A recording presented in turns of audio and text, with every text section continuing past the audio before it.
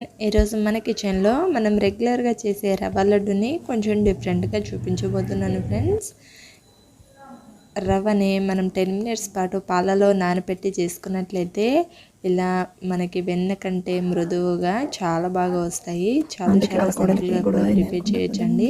మనం రెగ్యులర్గా చేసే రవ్వ లడ్డులు కాకుండా ఒకసారి ఇలా ట్రై చేయండి, సూపర్గా ఉంటుంది. సో దీన్ని ఎలా ట్రై చేయాలనేది మనం ఈ వీడియోలో చూసేద్దాము. ఇలా కనుక ప్రిపేర్ చేసినట్లయితే మన ఇంట్లో వాళ్ళు ఫ్యామిలీ మెంబర్స్ అందరూ ఇష్టంగా తింటారు. సో వీడియోలోకి వెళ్ళిపోదాము. స్టవ్ మీద ఒక కడాయి పెట్టుకొని నేనైతే బొంబాయి రవ్వని 1 కప్ తీసుకుంటున్నాను. 1 కప్ బొంబాయి రవ్వని తీసుకొని దీన్ని గ్యాస్ అనేది సిమ్లో పెట్టి మనం 5 మినిట్స్ పాటు దూరగా వేయించుకొని తీసుకోవాలి. మనకి రవ్వ అనేది ఎంత బాగా వేయించుకుంటామో లడ్డూలు అనేది కూడా చాలా బాగుంటాయి. ఇలా కలుపుకుంటూ ఇలా వేయించుకొని తీసుకోవాలి. సో ఇలా వేయించుకొని తీసుకున్నాక స్టవ్ ఆఫ్ చేసేసేయాలి. స్టవ్ ఆఫ్ చేసి మనం ఈ రవ్వ మిశ్రమాన్ని ఒక బౌల్ తీసుకొని బౌల్లోకి యాడ్ చేసుకోవాలి. దీంట్లో నేనైతే 1 కప్ పాలని యూస్ చేస్తున్నాను.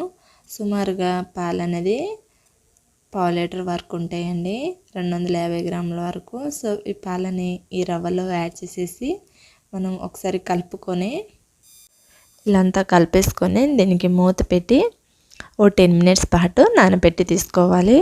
నేనైతే 10 నిమిషాల తర్వాత చూడండి పాలు అనేది రవ్వకి పట్టి మనకి ఇలా ముద్దలా చాలా బాగా మెత్తగా అయిపోతుంది. సో అలా అయ్యాక స్టవ్ మీద మరో కడాయి పెట్టుకొని దీంట్లో 2 టేబుల్ స్పూన్ వరకు నెయ్యిని యాడ్ చేసుకోండి.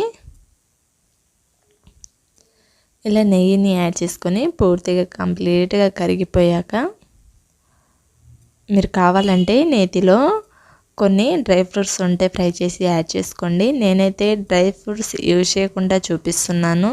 మనం నానబెట్టిన రవ్వ అనేది కంప్లీట్గా దీంట్లోకి యాడ్ చేసేసుకోవాలి. యాడ్ చేసుకొని ఇలా కలుపుకుంటూ తీసుకోవాలి. సో మన ఈ నానబెట్టిన రవ్వని ఇలా ఉండలు అనేది లేకుండా చాలా బాగా కలుపుకొని తీసుకోవాలి. ఇలా పొడి పొడిలా కలుపుకుంటూ తీసుకోవాలి. కంప్లీట్గా రవ్వ అనేది ఇలా కలుపుకున్నాక దీంట్లో ఇలాచీ పౌడర్ని 1 టేబుల్ స్పూన్ యాడ్ చేసుకోండి.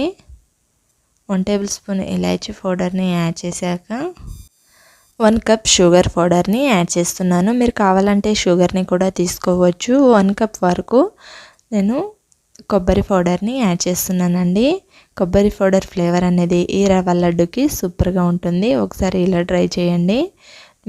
నేనైతే షుగర్ పౌడర్ని యూజ్ చేశాను. మీరు షుగర్ పౌడర్ అనేది అవైలబుల్లో లేకపోతే షుగర్ని యాడ్ చేయొచ్చు. ఇలా కంప్లీట్గా మనం ఈ రవ్వకి పట్టేటట్టుగా కలుపుకుంటే షుగర్ పౌడర్ అనేది కరిగి మనకి ఇలా జ్యూసీలా చాలా మెత్తగా వెన్నెలా కరిగిపోవడానికి మనం లడ్డు చుట్టడానికి కూడా చాలా బెనిఫిట్గా ఇలా వస్తుంది.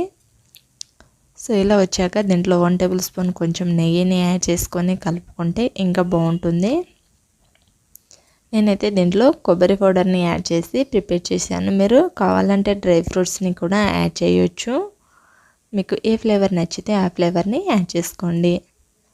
ఇలా కంప్లీట్గా కలుపుకుంటూ మధ్య మధ్యలో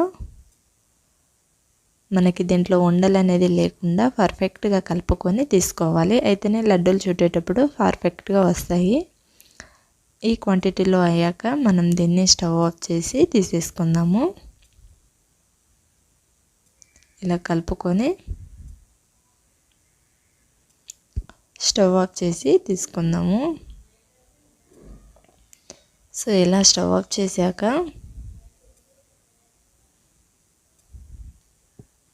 మనం దీంట్లో నుంచి అంతా ఒకసారి స్టవ్ ఆఫ్ చేశాక అంతా ఒకసారి కలుపుకొని తీసుకోవాలి. మనకి పిండి అనేది ఈ రవ్వ పిండి అనేది చాలా మెత్తగా అయ్యాక ఇలా అంతా ఒక దగ్గర ముద్దలా చేసుకొని తీసుకోవాలి. ఇలా చేసుకున్నాక దీంట్లో చిన్న చిన్న బౌల్స్ కోసం ఇలా చిన్న చిన్న ముద్దలా తీసుకొని ఇలా రౌండ్గా చేయితో ఇలా చుట్టుకున్నట్లయితే మనకి ఎంతో మృదువుగా రౌండ్గా మనకి ఇష్టమైన షేప్లో రవ్వ లడ్డూల్ని చుట్టేసుకోవచ్చు. సో ఒకటొకటిగా కంప్లీట్గా ఇలా చేసుకుంటూ ఒక ప్లేట్లోకి యాడ్ చేసేసుకోండి.